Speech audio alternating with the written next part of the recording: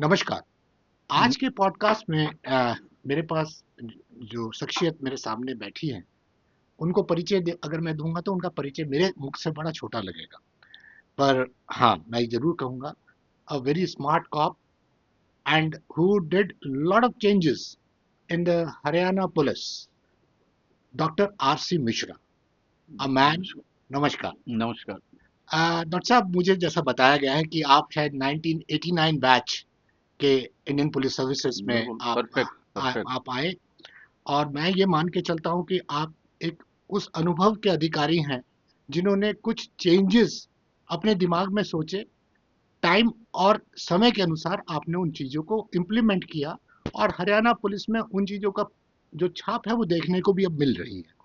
और आज के दिन डॉक्टर साहब जो हैं, वो हरियाणा राज्य पुलिस शिकायत प्राधिकरण, which more known as state police complaints authority, के अध्यक्ष हैं। और प्रेजेंट की गवर्नमेंट ने उनको यह दायित्व दिया है। हम इसके बारे में बाद में बातचीत करेंगे, क्योंकि पुलिस से ज़्यादा मैं डॉक्टर साहब को ये अपने दर्शकों से बात कराना चाहता हूँ कि डॉक्टर साहब, आपने एक्चुअल में जब आपने सोचा कि आप तो एक सामान्य एक विद्यार्थी थे, अचानक आपने इतनी मेहनत करी, आप सिविल सर्विसेज में आए और डीजीपी के पद तक गए। तो आपकी एक छोटी सी जीवन यात्रा के बारे में अगर आप मेरे दर्शकों से कुछ रूबरू होकर बताएं, तो हमें उनकी प्रेरणा भी होगी और हम सुनने में हमें अच्छा लगेगा। ओके, धन्यवाद चौधरी साहब। मैं एक संक्षिप्त में अपनी जीवन यात्रा बताऊंगा। मैं एक गांव का रहने वाला हूं और वहां से मेरी यात्रा स्टार्ट हुई थी। स्कूलिंग मेरी गांव की है।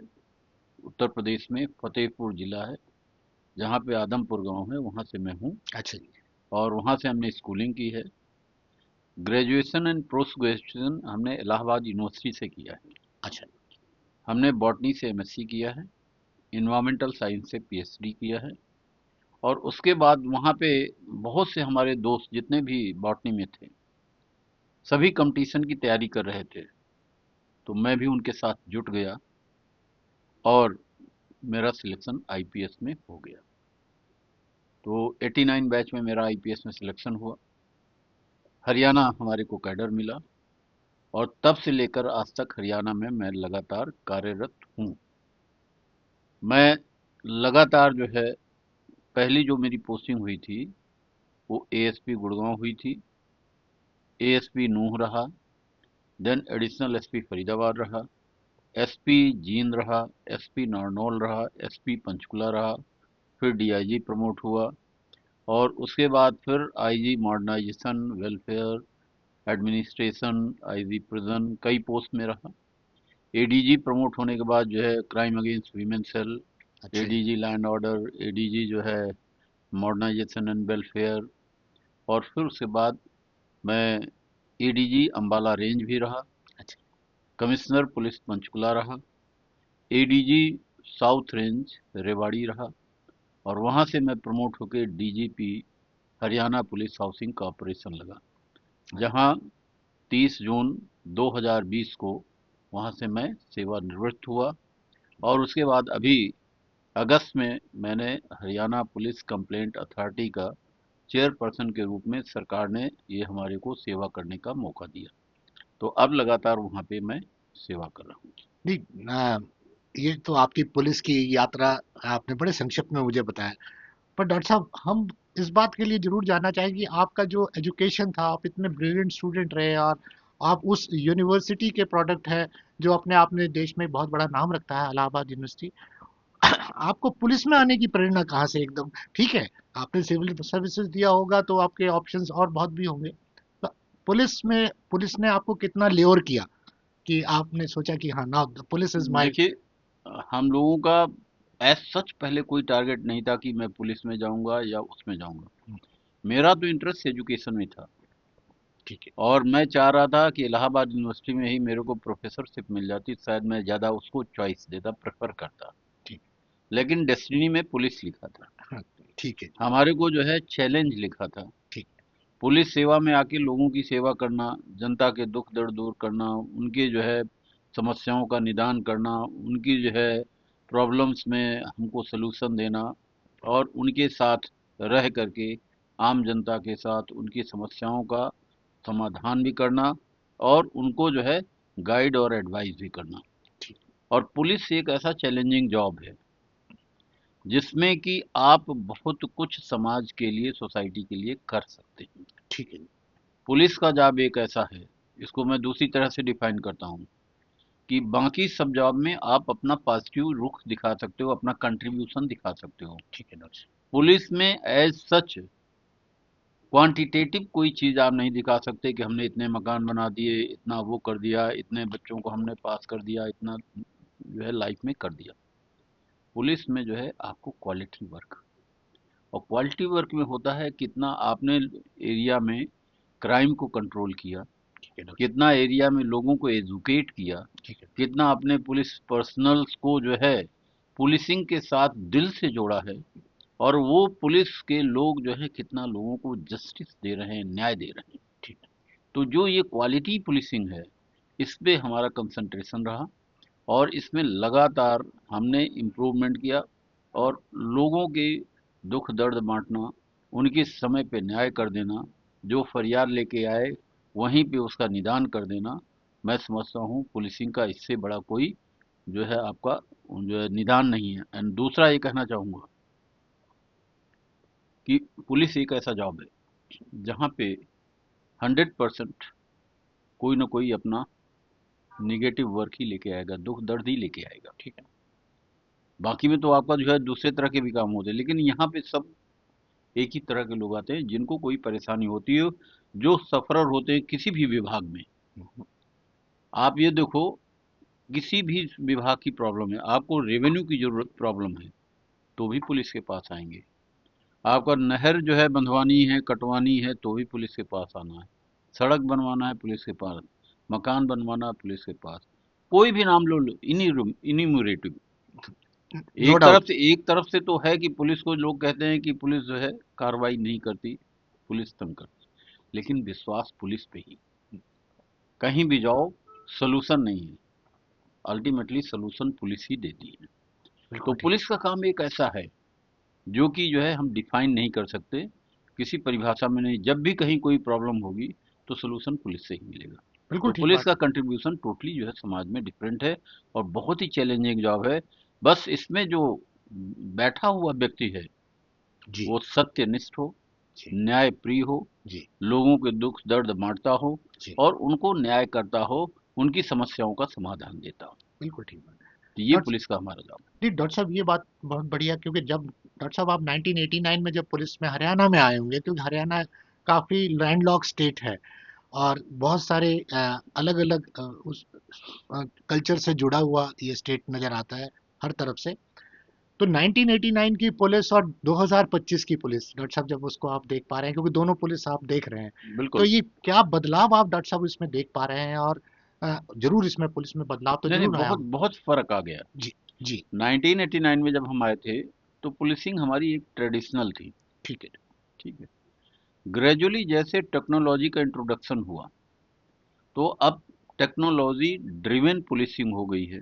जी। साइबर क्राइम आ गए हैं, कंप्यूटर का वो हो गया है, जो आपकी टेक्नोलॉजी चाहे वो इंफ्रास्ट्रक्चर में देख लो, जी। आपका दूर संचार में देख लो, जी। आपका आर्म्स एम्यूनिशन में देख लें, जितना हमारा जो है इक्विपमेंट्स है, जो है एंटी राइट इक्विपमेंट्स है, सब कुछ चेंज हो गया है। जी।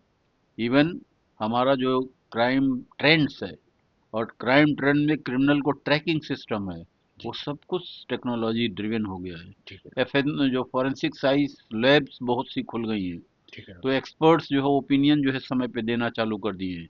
तो अब जो है साइंटिफिक इन्वेस्टिगेशन ज़्यादा हो गया है, और दूसरा जो क्राइम है वो साइबर क्राइम का जो है बोलबाला हो गया है। जी। अपराधी भी जो पहले जो है ट्रेडिशनल जो है चोरी करते थे, सेंधमारी करते थे, लूट पाट करते थे, उसमें उनको मेहनत करनी पड़ती थी।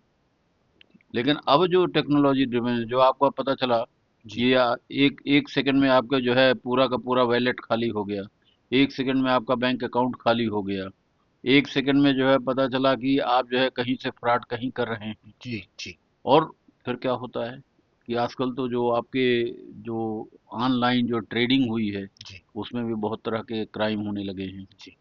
क्रिमिनल्स जो है आपके यहाँ आकर के क्राइम करते हैं, जी तो पहले ट्रैक करना मुश्किल होता था। ठीक। लेकिन अब टेक्नोलॉजी का एक पुलिस को एडवांटेज है जी कि हर चीज़ का इम्प्रिंट आपको मिल जाता है। ठीक। आप चोरी करोगे तो टेक्निकल आपके पास सब कुछ डेटा कंप्यूटर में मिल जाएगा। जी आप जो है कोई जो है वो ऑनलाइन सामान मंगा रहे हो, फ्रॉड कर रहे हो, तो डेटा आपको मिल जाएगा। कितना भी आप उसको इरेज कर दें, डिलीट कर दें, जी लेकिन वो रिट्रीव हो जाता है। ठीक है। जो आप चोरी करके जाते हो, घरों में कंप्यूटर लगे हैं।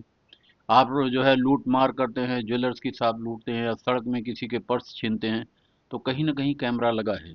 ठीक। थर्ड आई आप पे नजर रख रही है। ठीक है डॉक्टर और उस जो है जो है उसके कैमरे के जो डीवीआर है, उससे हम लोग पूरा डेटा निकाल के क्रिमिनल को ट्रैक कर लेते हैं। ठीक है तो डॉक्टर आजकल क्रिमिनल को पकड़ना हमारे लिए बहुत आसान है। ऑलमोस्ट 90% केसेस हम थ्रू टेक्नोलॉजी साहब। सॉल्व कर देते हैं। ठीक बात। ठीक है डॉक्टर साहब, पर क्योंकि जिस तरह की मैंने आपका देखा या मैंने आपके बारे में जाना, मुझे ऐसा लगा कि डॉक्टर साहब आप आध्यात्म को बड़ा मानने वाले आदमी हैं, और आपने एक समन्वय बिठाया, क्योंकि पुलिस और अध्यात्म इन दोनों का समन्वय आपने किया, और उसके कई एक्सपेरिमेंट्स जो हैं आपने पुलिस के अंदर किए। तो डॉक्टर साहब उसके बारे में थोड़ा सा अगर हमें जानकारी दें, क्योंकि कारण ये है, वो समझना बहुत ज़रूरी है, क्योंकि ये बहुत वॉलेटाइल सर्विसेज है, और उसको एक तरह से थैंकलेस सर्विस भी बोला जाता है, जैसे मैंने एक बिल्कुल। वर्ड हम्म, सुना है। पुलिस तो का जॉब ही थैंकलेस होता है। तो इसमें डॉक्टर जो है आप कुछ भी कर दो, जी कोई जी, आपको अप्रिशिएट नहीं करेगा। मैंने ऐसा ऐसा कहा लेकिन जाता है। लेकिन लेकिन फिर भी फेथ। इसमें दूसरी चीज बता रहा हूँ। जी डॉक्टर साहब। दिल से यदि पूछोगे जी तो वो अप्रिशिएट करेगा। जी। दिल से वो कहेगा नहीं चलो मेरे साथ न्याय तो नहीं हुआ, लेकिन बाकी के साथ न्याय हुआ। एब्सोल्युटली तो एब्सोल्युटली। मेरा सिर्फ ये कहना है, मेरा टारगेट है कि लोगों को सही न्याय दिया जाए, जी और जो पार्टी उसमें गलत है जी उसको ये रियलाइज कराया जाए कि तुम गलत रास्ते पे खड़े हो। जी तुम इंट्रोस्पेक्शन करो, जी अपनी अंतरात्मा से पूछो, जी आत्मविश्लेषण करो, जी आत्ममंथन करो, जी आत्मचिंतन करो, जी। फिर बताओ क्या सही है।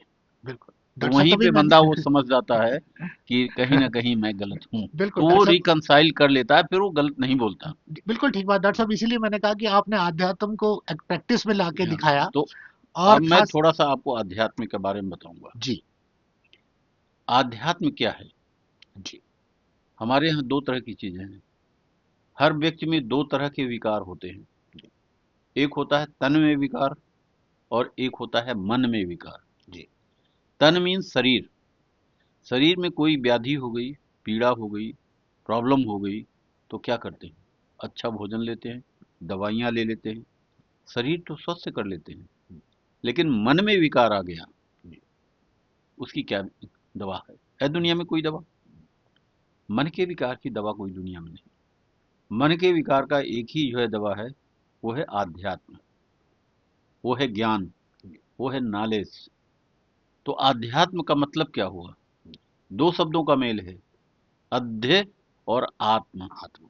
अध्य मीन्स अध्ययन, आत्म मीन्स आत्मा का। जी जब आप अपनी आत्मा का अध्ययन कर लेते हैं, जी तो आपको पता चल जाता है मेरे मन में क्या प्रॉब्लम्स हैं, और मेरे मन की प्रॉब्लम्स का सलूशन क्या है। जी इसलिए हम लोग कहते हैं कि हम लोग आध्यात्मिक हैं। आध्यात्मिक हैं तो मन में विकार नहीं आने पाएंगे। जो विकार आएंगे उसको ज्ञान के द्वारा, नॉलेज के द्वारा हम उसका सलूशन ढूंढ लेंगे। इसलिए हमको आध्यात्मिक होना बहुत ही आवश्यक है, यदि हम अपने आप को पूरी तरह से संतुलित रखना चाहते हैं। जी हमारे यहाँ यो योग करते हैं, जिसको हम योगा अंग्रेजी में कहते हैं। हिंदी में शुद्ध शब्द है योग। योग का मतलब क्या है? तन और मन दोनों ही एक लाइन पे आ जाएं, संतुलित हो जाएं, तो आप योग मुद्रा में। तो इसलिए हमको योग मुद्रा में रहने के लिए हम योग करते हैं। उसमें मन का जो है हम विकार दूर करते हैं, और शरीर में जितनी व्याधियां हैं उनको भी दूर करते हैं। हम पूरी बॉडी को बैलेंस करते हैं। तो इसलिए हमको योग मुद्रा में रहना आवश्यक है। और इस चीज को हमने पुलिस में भी इम्प्लीमेंट किया। जी हमारे बहुत से मुलाजिम मानसिक रूप से परेशान थे, शारीरिक रूप से परेशान थे, तो उनको भी हमने इस योग मुद्रा में लाने की कोशिश की। पुलिस लाइंस में उनके जो है ट्रेनिंग भी कराई।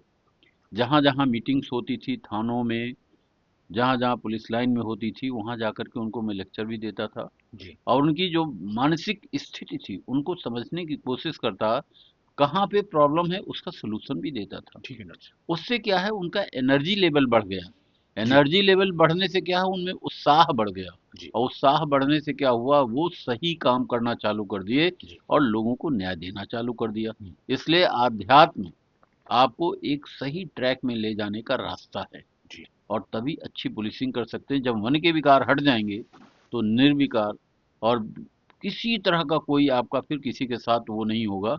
आप जो है लोगों को न्याय करेंगे, लोगों को सही दिशा देंगे। बिल्कुल ठीक बात। डॉक्टर साहब, मैंने कभी आपको एक किसी कार्यक्रम में सुना मैंने, और आपको मैंने ये कहते सुना कि भगवत गीता जो है वो नेतृत्व और प्रशासन का मार्गदर्शक है, ग्रंथ माना गया है। और मैं चाहता हूँ कि डॉक्टर साहब अगर आप उसको थोड़ा सा और डिफाइन करें, ये किस तरीके से आप मानते हैं, क्योंकि ये तो सभी जानते हैं कि भगवत गीता जो है आपके डेली लाइफ का एक बहुत बड़ा ग्रंथ है। तो उसका पुलिस का और आपने समन्वय बिठाया, और आपने कहा कि ये प्रशासन में और पुलिसिंग में ये एक बहुत बड़ा ग्रंथ, देखिए, मार्गदर्शक भगवत है। गीता एक ऐसा ग्रंथ है जो कि सर्वोपरि है। जी दुनिया में जितने ग्रंथ हैं जी वो इंसान द्वारा लिखे गए हैं। जी चाहे रामायण हो, जी महाभारत हो, जी पुराण हो, वेद हो, बाइबिल हो, कुरान हो, जी सभी जो है इंसान द्वारा लिखे गए हैं। जी भगवत गीता एक ऐसा ग्रंथ है जो कि भगवान कृष्ण के मुखार बिंदु से निकला हुआ है, इसलिए ये सर्वोपरि है। और इसमें कहीं भी किसी चीज का लगाव नहीं है। जी इसलिए हम इसको कहते हैं कि भगवत गीता एक सार्वभौमिक, सार्वकालिक, समसामयिक ग्रंथ है। और ये ऐसा ग्रंथ है जिसमें कि किसी एक व्यक्ति या एक समाज के लिए जो है बात नहीं कही गई। जी इसमें जो भी बात कही गई है ये पूरे ब्रह्मांड के लिए कही गई है। जीव जंतु पशु पक्षी सब इसमें आते हैं। बाकी जितने ग्रंथ हैं वो फर्स्ट एंड सेकंड फॉर्म में लिखे गए हैं, भगवत गीता थर्ड फॉर्म में, जहाँ पे कहा जाता है कि विश्व के कल्याण के लिए, धर्म की स्थापना के लिए, पशु पक्षी पेड़ पौधों इनकी जो है रक्षा के लिए, जी पूरी वसुंधरा को बैलेंस करने के लिए। तो भगवत गीता ऐसा ग्रंथ है जो आपके संपूर्ण जीवन का मार्गदर्शन है। जी और पुलिसिंग के लिए, चाहे आर्मी हो, डॉक्टर्स हो, उसमें खाने के बिहार में आहार व्यवहार विचार सबके बारे में दिया गया है। वहाँ पे योगा के बारे में दिया गया है, राजयोग है, कर्म योग है, जितने भी सबके बारे में बात की गई है। और अपराधियों के बारे में बात की गई है। जी तो यहाँ पे एक ऐसा ये ग्रंथ है जहाँ पे कि सब कुछ दिया गया है। हमको सिर्फ उसमें ढूंढना है कि मेरे मतलब का, जब मैं कष्ट में हूँ, संकट में हूँ, परेशानी में हूँ, तो समाधान कहाँ पे है इस पे, वो आपको देखना है। जी ठीक है।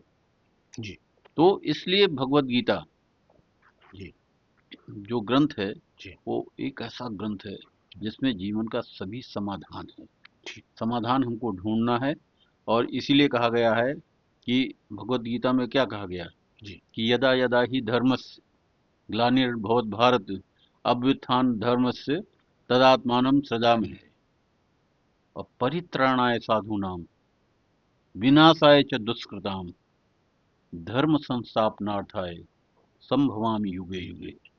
परित्राणाय साधूनां, जो साधु संतों और अच्छे लोगों के साथ दुर्व्यवहार करते हैं, विनाशाय च दुष्कृतां, जो दुश्मन लोग हैं, जो दुष्ट लोग हैं, दुराचारी हैं, उनका विनाश करने के लिए और साधु संतों को उत्थान करने के लिए ही तो भगवान जन्म लेते हैं। जी जी इसलिए कि धर्म की स्थापना के लिए जी हर युग में उनको आना है, जी हर युग में उसको करना है। जी तो गीता का तो शुरुआत यहीं से है। जी तो गीता एक ग्रंथ नहीं है, जी गीता एक जीवन दर्शन है।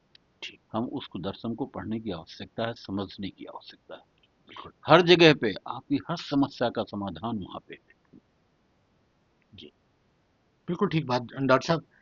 डॉक्टर साहब, मैं अब, क्योंकि आपने एक बहुत बड़ा एक, जिसे कहते हैं ना, स्टेटमेंट ऑफ लाइफ दे दिया हम्म, कि ये वो ग्रंथ है जो आपको एक बहुत बड़ा मूल मंत्र भी देता है मूल जीवन का, जीवन का दर्शन है। दर्शन है। और डॉक्टर साहब, अब मैं आपको आपके एक और सब्जेक्ट जो आपको बहुत प्रिय है वो है पर्यावरण। तो डॉक्टर साहब, क्या आपका नेतृत्व समाज में पर्यावरण जागरूकता बढ़ाने के लिए, अवेयरनेस बोलते हैं, उस पे कितना काम करती है? और इसमें पुलिसिंग का आपका कैसे, आप पुलिसिंग होते हुए एनवायरनमेंट की तरफ आपका रुझान कैसे बढ़ा? देखिए, पर्यावरण तो मेरा, जो कहते हैं ना, जीवन का आधार है। जी। मैंने जब से होश संभाला तब से मैं इस प्रकृति की गोद में पैदा हुआ हूँ, जी। प्रकृति की गोद में पला हूँ, प्रकृति की गोद में जो है पोसा गया हूँ, जी। और इसी में सब कुछ हमारा है। जी। तो हमको पहले इसको समझना पड़ेगा। हमने पर्यावरण पे जो है पीएचडी भी की है, जी। और पर्यावरण पे मेरा शुरू से नहीं, जब से मैंने होश संभाला तब से काम चल रहा है। जी। लगातार बहुत सी एनजीओ हमारे साथ काम कर रही हैं। जी। अब तक हमने तकरीबन 1.25 करोड़ फल के पेड़ लगाए हुए हैं। अच्छा। 1.25 करोड़। बहुत बढ़िया, बहुत आप बड़ी जो संख्या है। सोनीपत से लेके अंबाला बॉर्डर तक जी। डिवाइडर में नीम का पेड़ देख रहे हैं, जी। ये 2005 में हम लोगों ने लगवाया था। ठीक है डॉक्टर इस तरह करके पूरे नॉर्थ इंडिया में जहां भी हमको खाली जगह मिली, स्कूल, कॉलेज, पंचायत की, किसी के घर का, जो भी जगह मिली, साहब। जी। वहां पे हमने पेड़ लगवाए हैं। जितने भी पेट्रोल पंप हैं वहां पे हमने पीपल के, बरगद के पेड़ लगवाए हैं, क्योंकि वहाँ के C4 साइकिल है, इनमें ऑक्सीजन डे एंड नाइट होती है। तो वहाँ पे गाड़ी चलाते हुए स्टार्ट गाड़ी में पेट्रोल भराते हैं, धुआं होता है, जो वहाँ पे काम करते हैं उनको जो है जी। वहाँ पोल्यूशन होता है, तो जी। उसके लिए उस तरह के पेड़ लगवाए। तो जो जहाँ पे जो है पेड़ की जरूरत है वैसे हमने कराया। जी। इस पे बहुत लंबा है, यदि पेड़ का महत्व बताऊंगा काफी लंबा हो जाएगा, कई ठीक। घंटे का। नहीं, तो ठीक। सिर्फ मेरा ये सिर्फ कहना है कि पर्यावरण एक ऐसी चीज है जो कि हमारा अस्तित्व भी है, जी। और जिसमें हम पैदा हुए हैं, और उसी में हमको विलीन हो जाना है। ठीक है डॉक्टर इसलिए हमको अपने पर्यावरण को समझना है। पर्यावरण का शाब्दिक अर्थ है परि और आवरण, दो शब्दों का मेल है। ठीक है डॉक्टर परि मीन्स चारों तरफ, आवरण मीन्स जिससे हम ढके हुए। ठीक है डॉक्टर तो चारों तरफ हम किससे ढके हुए हैं? पृथ्वी पे खड़े हुए हैं, भूमंडल, जलमंडल जहाँ से पानी लेते हैं, जी। वायुमंडल जो हवा हमको चारों तरफ से घेरे हुए, जी। आकाश मंडल जिससे हमको कॉस्मिक रेज मिलती हैं, जी। और जितने सूरज चांद सितारे हैं जहाँ से एनर्जी मिलती है। जी। तो ये तो हुआ पृथ्वी, जल, आकाश, वायु और अग्नि। अग्नि। ठीक। हमारे यहाँ कहते हैं छित जल पावक गगन समीरा, पंच तत्व मिली बना शरीरा। हाँ। पृथ्वी, जल, आकाश, वायु और अग्नि, ये 5 तत्व हैं जिससे शरीर बना हुआ है। जी। चाहे वो इंसान हो, हम्म। चाहे जानवर हो, चाहे पशु पक्षी हो, जी। चाहे पेड़ पौधे हो, सबका शरीर उसी से बना हुआ है। जी। कंपोजिशन भी वही है। कंपोजिशन बहुत लंबा होगा, बताऊंगा, जी। मैं कट शार्ट मार रहा हूँ। जी। तो अब सबसे बड़ी चीज यहाँ पे है जी। कि ये पर्यावरण जिसमें हम पैदा हुए हैं, जो हमको पाल पोस रहा है, जी। हमारा शरीर इससे बना है, जी। और इसी से हम जिंदा हैं। जी। एक सेकंड बगैर कोई ऑक्सीजन के रह जाए, जी। बगैर जल के, बगैर भोजन के, जी। बगैर कॉस्मिक रे जो दूरदृष्टि आपको आती है, जी। वो आकाश तत्व से आती है। लेकिन क्या हुआ कि हम पांचों तत्वों को पलूट कर दिया, जी। और उसका रिजल्ट क्या हुआ? वो पलूटेड चीजें हमारे अंदर गई, जी। और हमारा भी शरीर और मन दोनों पलूट हो गया। बिल्कुल, इसलिए बिल्कुल। इतना ज्यादा अपराध बढ़ रहा है, इतना ज्यादा सोच में परिवर्तन आया। जी। तो हमारी पूर्वजों ने एक मूल मंत्र दिया था, अच्छा जी। उसको मैं शार्ट में बता रहा हूँ, बहुत लंबा है। जी। उन्होंने एक कंसेप्ट दिया था भगवान का। जी। उन्होंने कहा था कि भगवान एक ऐसा कंसेप्ट है, जो भगवान आपको पैदा करता है, भगवान आपको पालता पोसता है, वही आपका सब कुछ है। जी। लेकिन उसका जो है थोड़ा सा, लोग अब मॉडर्न टाइम में थोड़ा सा कंसेप्ट चेंज करके कि भगवान ऊपर बैठा है, जी। वही आपको पालता पोसता है, जी। वही आपको देखता है। लेकिन मेरे कंसेप्ट में भगवान ऊपर नहीं। जी। मेरा जो कंसेप्ट है, ऊपर देवलोक है जहाँ पे देवता पाए जाते हैं, ब्रह्मा विष्णु महेश देवता हैं, जी। नवग्रह देवता हैं। जी। ये पृथ्वी लोक है जहाँ पे इंसान, जीव जंतु, पशु पक्षी पाए जाते हैं। जी। और नीचे पाताल लोक है, डार्कनेस है, जी। जहाँ डार्क होता है, अंधेरा होता है, उसको क्या कहते हैं? जी। निगेटिव एनर्जी, जी। जिनको हम शैतान कहते हैं। जी। तो भाई सबकी टेरिटरी तो फिक्स है, भगवान कहाँ गए? हम्म। तो हमारा जो कंसेप्ट है वो है कि भगवान कण कण में पाए जाते हैं, जी। भगवान त्रिलोक में पाए जाते हैं। हम्म। क्योंकि तीनों लोक में लोगों को उनको जिंदा रखना है, पैदा करना है, पालना पोसना है। बिल्कुल जी। तो इसलिए हमारा कंसेप्ट है कण कण में भगवान है, त्रिलोक में भगवान है। जी। और कण कण में, त्रिलोक में क्या है? यही पंच तत्व हैं। जी। इसलिए उन्होंने इन पंच तत्वों का नाम ही, जी। जो 5 एलिमेंट्स कहते हैं, जी। पंच महाभूत कहते हैं, ये पंच तत्व ही भगवान है। अब इसकी संधि विच्छेद करके आपको देता हूँ। भा का मतलब होता है भूमि, पृथ्वी। गा का मतलब होता है गगन, आकाश। वा का मतलब होता है वायु या हवा। जी। आ का मतलब होता है अग्नि या आग, जी और ना का मतलब होता है नीर या जल। पृथ्वी जल आकाश वायु और अग्नि मिला दो, भगवान पैदा हो गया। बहुत अच्छे, बहुत खूब। हमारे भगवान ये हैं। जी जी, बहुत बढ़िया। यही हमको पैदा करते हैं, यही हमको पालते जी पोसते, इसी में हमको समा जाना है। जी जी जी ये जी। हमारा जीवन है। बहुत बढ़िया डॉक्टर साहब, बहुत ही आनंद। और मैं अब अंत की ओर चल रहा हूँ डॉक्टर हम्म, साहब। हम्म। डॉक्टर साहब, आजकल कॉम्पिटिशन्स बहुत ज्यादा हर चीज में, हम प्रतिस्पर्धा की बहुत बात करने लगे हैं। वो आपने अपने सर्विसेज में भी देखे होंगे सारी चीजें। डॉक्टर साहब, यहाँ पे आज के युवा के लिए आपको वो जो आंतरिक शांति की बात है, आपने इतनी अच्छी बात कही, वो अपने आप को कहाँ स्थिर रखे? क्योंकि कारण मैं डॉक्टर साहब ये जानता हूँ कि आप इतने ऊंचे पद पे पहुंचने के बाद भी आपने अपने आप को बिल्कुल एक, जिसे कहते हैं ना, भूमिपुत्र की तरह रखा। तो what is the reason that how these competitions or the value of competitions are really creating some unrest in the mind देखिए, of the मैं youth? इसका कहना चाहूंगा, जी मैन शुड बी एम्बिशस, जी। But he should not be over ambitious. True true. Hindi में कहते हैं, मनुष्य को महत्वाकांक्षी होना चाहिए, जी लेकिन अति महत्वाकांक्षी नहीं होना चाहिए। जी जहाँ पे अति आ जाती है, वहाँ पे फिर प्रॉब्लम, समस्याएं आ जाती हैं। जी आप कंपटीशन दें, कंपटीशन में अपीयर हों, जी और जीवन में अपने लक्ष्य को रखें, जी और उस लक्ष्य को प्राप्त करने की कोशिश करें। लेकिन लक्ष्य वो होना चाहिए जो अचीवेबल हो सके।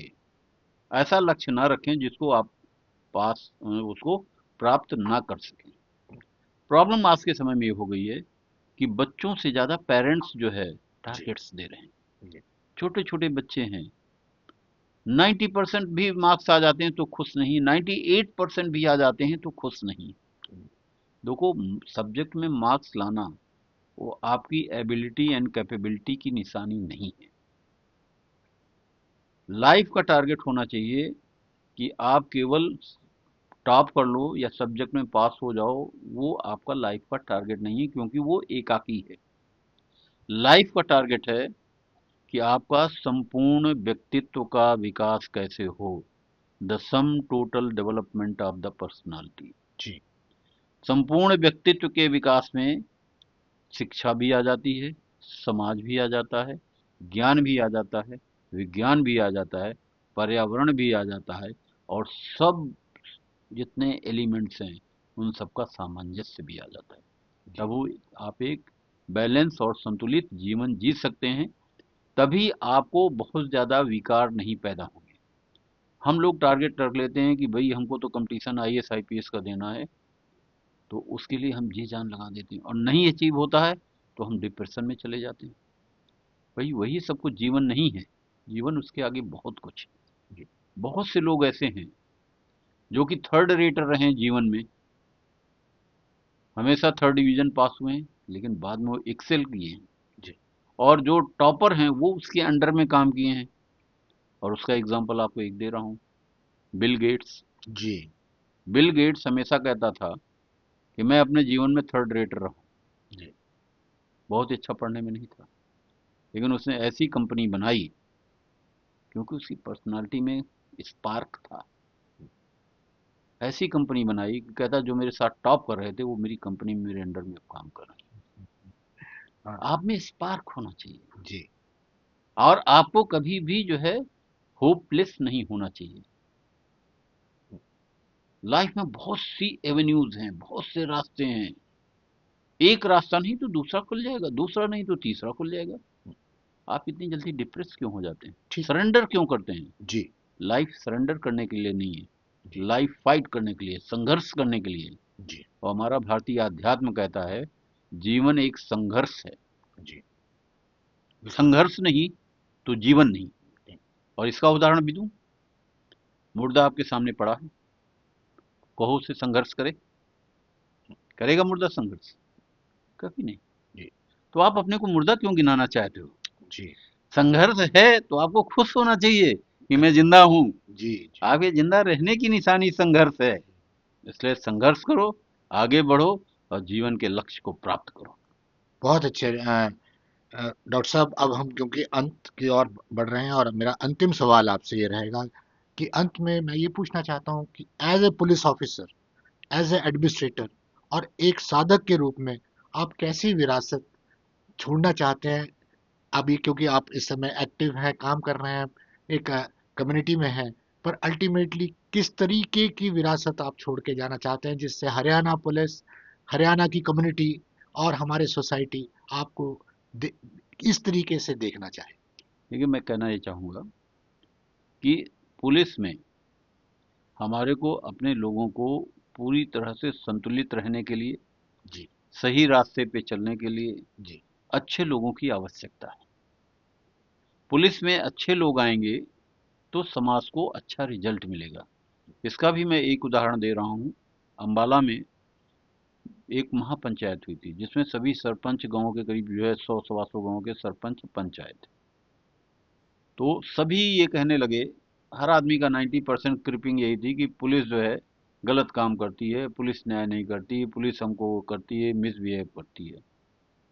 तो अंत में मैंने उनसे एक क्वेश्चन पूछा, आप ये बताओ, ये जो पुलिस वाले यहाँ पे आए हैं, जो वर्दी पहने हुए हैं, ये किसी दूसरी दुनिया से आप इंपोर्ट करके लाए हो? जब ये वर्दी उतार के आपके घर में आ जाते हैं तो आपका भाई बन जाता है, बहन बन जाता है, बहुत ही अच्छे हो जाते हैं। लेकिन जब ये वर्दी पहन करके जो है आ जाते हैं तो आपको लगता है ये आपके दुश्मन हैं। तो कहीं ना कहीं सोच में परिवर्तन की जरूरत है। जी। नंबर 2, आप दिल में हाथ रख करके बताओ, आपको जो सबसे बढ़िया पढ़ने वाला बच्चा होगा, क्या कहोगे? डॉक्टर बन जा, इंजीनियर बन जा। थोड़ा कमजोर होगा, उसको कहोगे चल तू मास्टर बन जा, तू जाके जो है और उसमें चला जा, किसी और डिपार्टमेंट में, रोडवेज में चला जा, तू एक्साइज में चला जा। जो सबसे निकम्मा होगा उसको क्या कहोगे? अरे इसको पुलिस में भर्ती कर दो। ठीक। आपने दिया क्या पुलिस को? जी। तो कहते हैं जो बीज बोओगे फल तो वही काटोगे ना। हम्म। तो जो आपने बच्चा अपना निकम्मा ही बच्चा दिया है ना, आप अच्छे बच्चे क्यों नहीं देते यहाँ? पुलिस में जो है आप जो इंजीनियर और डॉक्टर बनने की बात कर रहे हो उसको आप पुलिस में भर्ती करो, आपको बढ़िया रिजल्ट मिलेगा। पूरे हाल में सन्नाटा था। तो मेरा सिर्फ कहना यह है कि समाज जो है दर्पण है इस जो है पूरे सिस्टम का। ठीक है जी। जैसा समाज होगा वैसे ही उसको प्रशासन मिलेगा, वैसे ही उसको जो है एडमिनिस्ट्रेशन का जो है पूरा सेटअप मिलेगा, वैसे ही उसको पुलिस मिलेगी। तो हम लोगों को पुलिस में अच्छे लोगों को रिक्रूटमेंट करने की ज़रूरत है। दूसरा, उनकी मेंटल ट्रेनिंग की ज़रूरत है। तीसरा, सामाजिक संबंधों को कैसे जो है वो करना है उसको लाने की ज़रूरत है। चौथा, कैसे हम पुलिस को, जो हमारी सामाजिक पुलिसिंग है, सोशल पुलिसिंग है, एथिकल पुलिसिंग है, मोरल पुलिसिंग है, ठीक है, इन्वायरमेंटल पुलिसिंग है, पुलिसिंग के बहुत से फॉर्म हैं, इन सबको इंट्रोड्यूस करने की जरूरत है। हमने केवल क्रिमिनल पुलिसिंग की बात की है। जी। क्रिमिनल पुलिसिंग तो हमारे यहाँ 10% भी नहीं है। ज्यादातर हमारे यहाँ क्या आपस में सामाजिक जो है लड़ाई झगड़े हैं।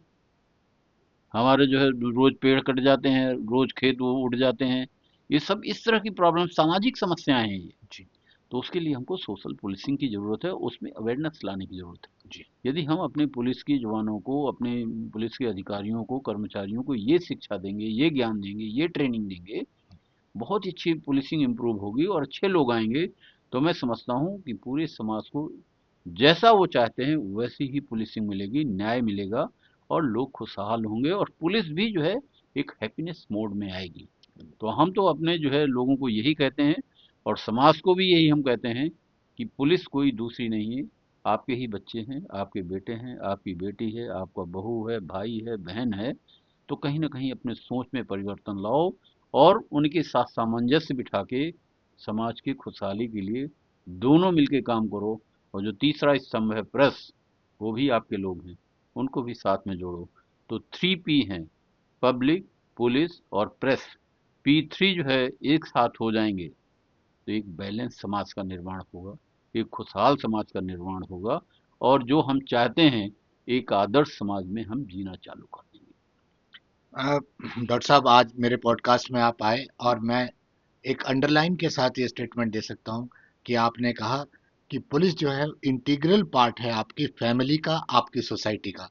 This is underline statement by doctor R C Mishra. आपका, आप मेरे पॉडकास्ट में आए, आपका बहुत बहुत धन्यवाद डॉक्टर धन्यवाद। साहब। धन्यवाद, धन्यवाद। बहुत बहुत धन्यवाद।